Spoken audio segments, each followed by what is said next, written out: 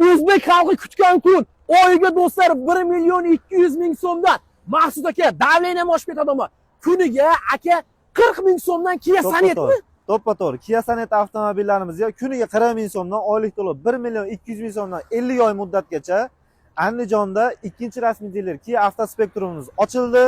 Test drive, trading, hamma xizmatlarimiz bor, nalichida mashinamiz bor. Bemalol kelib xarid qilsa bo'ladi. Garantiyalari bor, servis xizmat, zapchastlardan umuman muammo yo'q. Bizning manzil Kia Avto Spektrum ikkinchi rasmiy diler Andijondan Do'stlikka do'stlar o'tar ko'chasi hamda yo'lni yuzida yana ham to'liqroq bu tomonda mashina bozor bor.